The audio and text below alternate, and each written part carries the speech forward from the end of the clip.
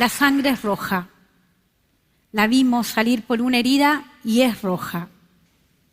5 litros de sangre roja recorren nuestro cuerpo, de noche y de día, dormidos y despiertos. Entran al corazón, salen del corazón, recorren todo el cuerpo. Células que viajan por un líquido escurridizo, transportando el oxígeno, los nutrientes, cataratas por donde viaja nuestra inmunidad. La sangre tiene que llegar al rincón más escondido y nos conecta desde antes de nacer, porque viaja por el cordón umbilical de la mamá al bebé. Y la fabricamos solo nosotros. No se consigue producir artificialmente. No hay innovación científica ni tecnológica que pudo reproducir las funciones de estas células tan precisas y tan preciosas a la escala que nosotros la necesitamos. Pero hay una buena noticia. Somos muy eficientes produciéndola. Somos una máquina de vida en vida.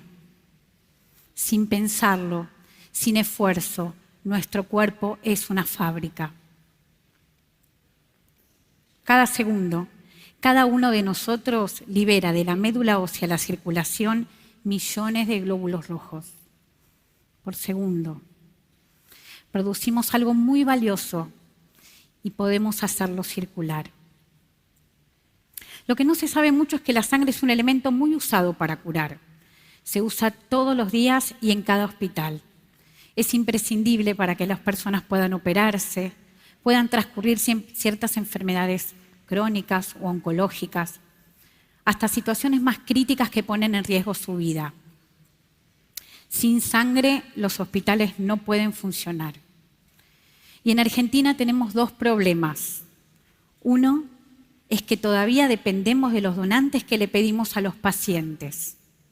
Y el otro, que de ese sistema de pedir donantes depende en parte la calidad y la seguridad de la sangre que tenemos para ofrecer. En general nos conectamos con la sangre cuando un amigo o cuando un familiar lo necesita, cuando circula un pedido desesperado en las redes o en los medios, cuando en circunstancias puntuales sabemos que alguien necesita un donante. Pero a mí la sangre me conectó con el Hospital Garrahan. Cuando terminé mi residencia de pediatría, mi sueño era entrar en el hospital. No importaba qué servicio, yo quería estar ahí. Y fui una mañana y vi un cartel que decía beca de formación en hemoterapia. Yo no sabía que se hacía en un banco de sangre, pero fui a la entrevista y ahí quedé. Claro, cuando entré me di cuenta que había entrado al corazón del hospital, al servicio que tiene la responsabilidad de bombear la sangre a todos los pacientes que la necesitan. Y mi primer día de trabajo recibo a una mamá de una paciente que tenía una cirugía programada por un tumor de riñón. La había mandado el cirujano para hacerse los estudios prequirúrgicos y además para ver cómo hacía para traer sus donantes.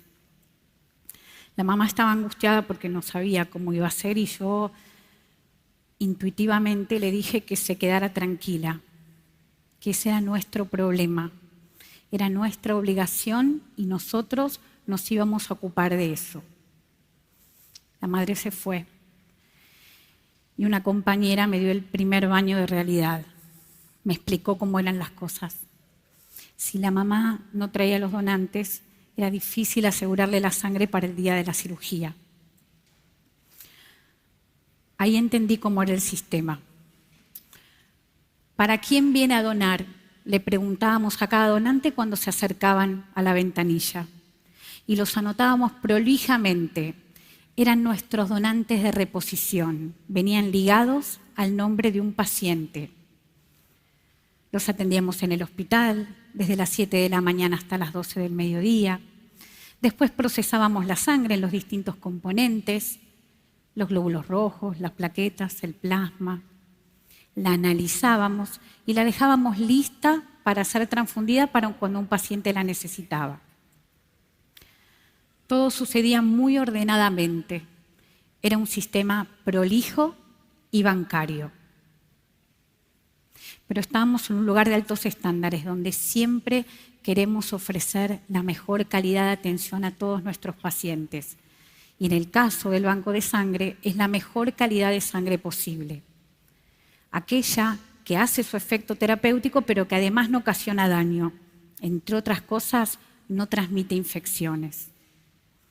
Entonces, desde un principio, implementamos un sistema de gestión de calidad basado en buenas prácticas de manufactura, siguiendo estándares internacionales.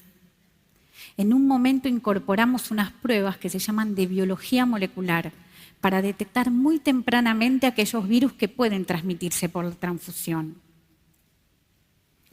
Vimos fascinados cómo nuestros indicadores de calidad mejoraban a medida que empezábamos a captar nuestros primeros donantes voluntarios, aquellos donantes que no vienen relacionados para un paciente. Pero llegó un momento que la sangre que contábamos dejó de mejorar. Llegó una meseta, se estancó. A pesar de haber llegado al 35% de donantes voluntarios, había un 5% de sangre que teníamos que tirar, que era inservible, que estaba infectada. Algo no estaba bien y la verdad es que nos sentíamos incómodos. Enseguida supimos dónde estaba el problema. El problema estaba en el sistema, pero no en el sistema tecnológico ni en los procesos de análisis. El problema estaba en el sistema por el cual los donantes se acercaban a donar y más específicamente en su motivación. Claro, en un punto venían para cubrir un cupo, algunos presionados. Muchos se sentían obligados a omitir información importante cuando le hacíamos la entrevista, que le hacemos a todos los donantes para ver si pueden donar o no, para ver si son aptos. Algunos no nos contaban cuestiones importantes relacionadas con su salud o se habían estado expuestos a alguna situación de riesgo para transmitir estas infecciones por la sangre. Porque no se podían dar el lujo de no donar. No podían arriesgarse a que no operen a su hijo, a su nieto o a su sobrina. ¿Y por qué es importante saber si un donante pasó por alguna situación de riesgo? Porque por más que nosotros analizamos toda la sangre en el laboratorio, si el donante está en una etapa muy temprana de la enfermedad, no la podemos detectar. Entonces ponemos a disponibilidad sangre con un riesgo potencial de hacerle un daño a un paciente. Si bien en un momento parecía muy cómodo pedirle a los pacientes que trajeran los donantes, la verdad que no era nada cómodo, más en nuestro hospital. ¿Por qué? Porque nuestro hospital es un hospital de referencia nacional y además es un hospital pediátrico. Entonces se hace más evidente lo que en otros lugares quizá no es tan visible. Nosotros no le podemos pedir a un bebé, a un nene, tráeme 10 donantes. Tampoco es bueno pedírselo a la mamá que tiene que estar cuidando a su hijo. Mucho menos a una familia que viene, por ejemplo, de Tucumán, que no conoce a nadie, no tiene red, no tiene quien la ayude. Si nosotros queríamos poner al paciente en el centro y hacer prevalecer su derecho a ser atendido, tratado, no debíamos involucrarlo en una tarea que para él no solamente era angustiante, sino muy compleja. Y ahí estábamos nosotros, detrás de la ventanilla, intentando resolver el problema con las mismas personas que tienen el problema. Era un círculo cerrado, teníamos que salir. Y esa incomodidad fue sana, nos empujó, porque había una alternativa, que es la opción de un sistema con donantes 100% voluntarios. Algo que sabíamos que funcionaba en otras partes del mundo, pero que no sabíamos qué podía pasar en Argentina porque ningún lugar de Sudamérica lo tiene. Teníamos miedo de no abastecernos, miedo de no tener sangre suficiente, porque íbamos a empezar a depender de personas que donaran para otras sin estar condicionadas por un pedido.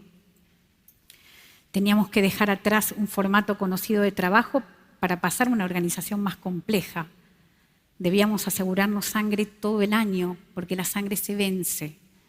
Entonces había que salir a buscar los donantes los feriados, los fines de semana largos, las vacaciones.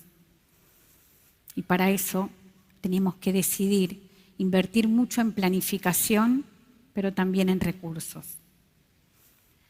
Lo que sí estábamos seguros es que queríamos ofrecer una sangre de la mayor calidad y seguridad posible y que además queríamos pasar a un sistema en donde la sangre esté esperando al paciente y no al revés. Y nos animamos y buscamos como excusa una fecha simbólica, que fue el 14 de junio del año 2011, cuando Argentina fue sede del Día Mundial del Donante de Sangre. Ese día hicimos un pequeño cambio que generó una transformación enorme. Desde ese día dejamos de preguntarle a cada donante para quién venía a donar.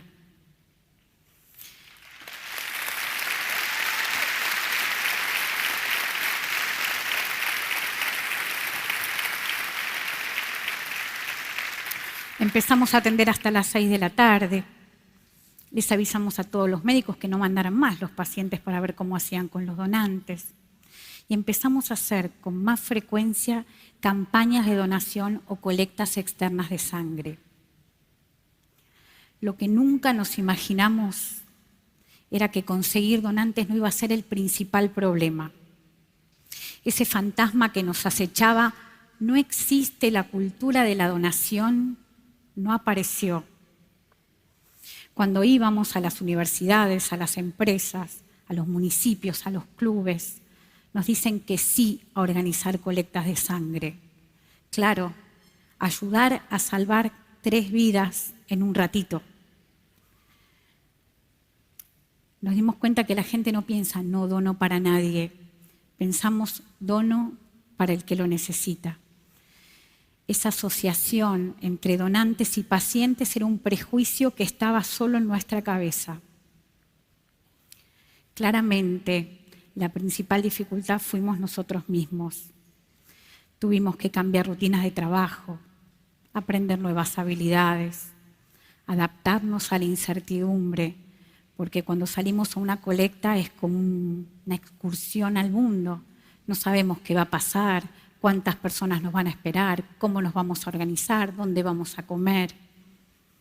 Tuvimos que dejar de ser trabajadores de hospital para pasar a ser líderes comunitarios.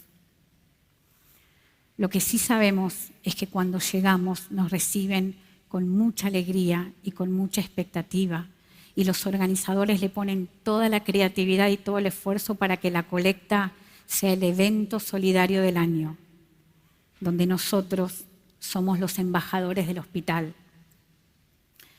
Y nuestra actitud todos los días tiene que ser distinta. 5 años después, podemos decir que lo logramos, que estamos abastecidos 100% gracias a nuestros donantes voluntarios sin tener que pedirle ningún donante a ningún paciente.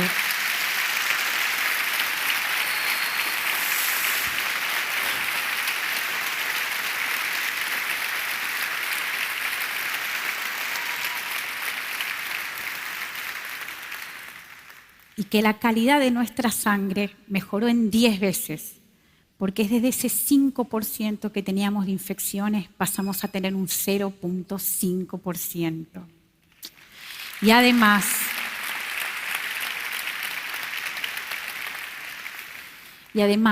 logramos formar un equipo de trabajo capaz de sostener día a día este corazón que bombea la sangre a todo el hospital.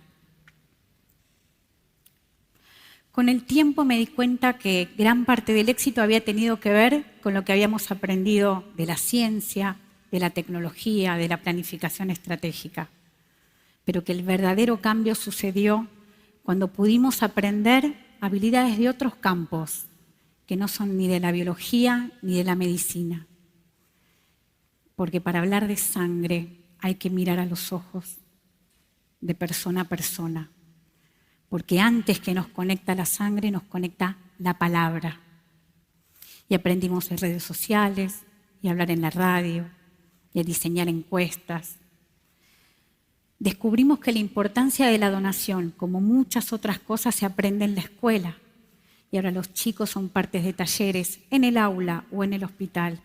Y organizando colectas y viendo a sus maestros, a sus padres donar, se convierten en promotores y en futuros donantes.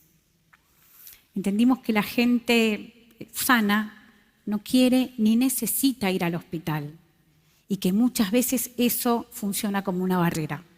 Por eso instalamos la donación en los lugares de todos los días, donde las personas estudian, trabajan o se divierten. Cuando llegamos a una colecta nos esperan entre 25 y 150 personas que donan cuando salen del aula en un recreo, después de mandar un mail en la oficina, debajo de un árbol o cuando se suban a nuestro móvil de donación.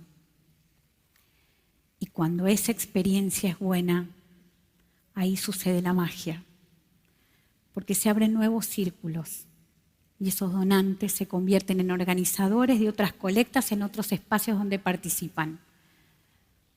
Y los padres agradecidos también organizan colectas.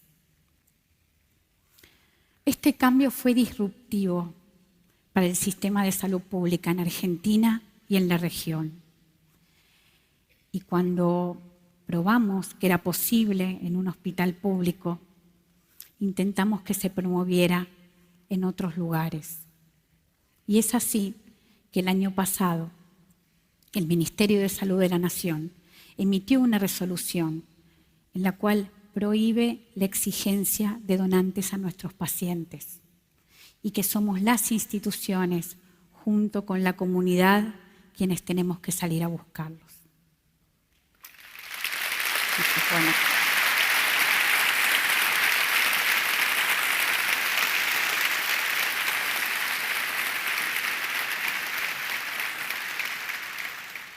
Ir en búsqueda del donante, salir del hospital, te cambia la mirada, te permite escucharte y salir, dejar ese lugar de esperar que algo pase, que alguien venga.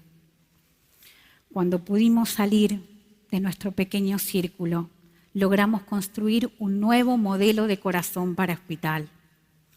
Y mi sueño, y el de muchos, es que en toda la Argentina haya un corazón para todos. Gracias.